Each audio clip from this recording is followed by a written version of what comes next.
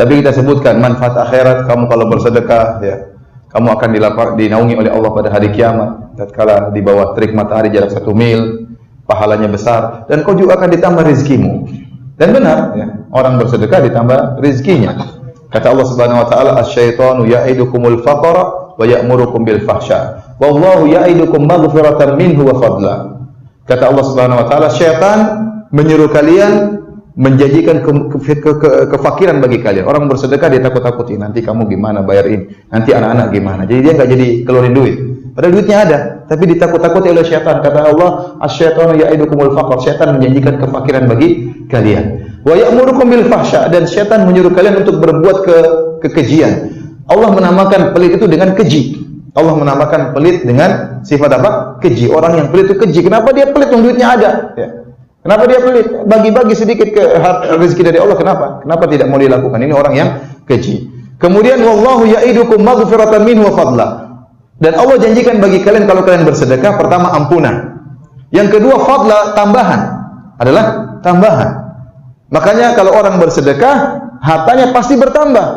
Ya, hartanya pasti bertambah. Kata Nabi SAW, "Ma naqasat shadaqatun min mal." Sedekah tidak akan mengurangi apa?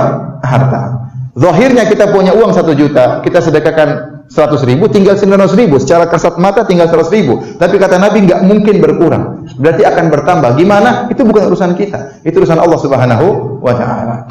Oleh karenanya Allah menamakan orang yang menyumbang, dia memberi utang kepada Allah. Kata Allah, "Man dzalladzi yuqridullaha qardan hasanan fayudha'ifahu lahu adhafan katsira." Ya, barang siapa yang memberi pinjaman yang baik kepada Allah, maka Allah akan lipat gandakan balasannya. Berarti Allah bermuamalah dengan kita dengan riba. Ya tidak, ini riba yang boleh. Kalau kita kasih sumbangan sama Allah, Allah balas dengan apa? Riba. Allah janji, saya akan kasih riba bagi kalian, tapi ini riba yang halal. Riba yang halal. Bahkan Allah menamakan dengan pinjaman. Kenapa? Kenapa Allah namakan dengan pinjaman? Supaya kalian yakin pasti dikembalikan. Kalau kita kasih pinjam sama orang kaya, ada orang kaya butuh sama saya, "Firanda, saya butuh uang sama kamu." Kita tahu dia orang kaya, punya hotel. Kebetulan lagi safar, nggak bawa duit. Mau pinjam berapa, Pak? 1 miliar. Kalau saya pinjam, saya kasih. Karena saya tahu dia pasti bisa kembalikan. Karena duit dia triliunan. Tapi kalau orang miskin pinjam uang, "Ustaz Firanda pinjam uang." Tunggu ya, saya lihat dulu ya. Karena saya ragu dia bisa kembalikan atau tidak. Paham? Saya ragu.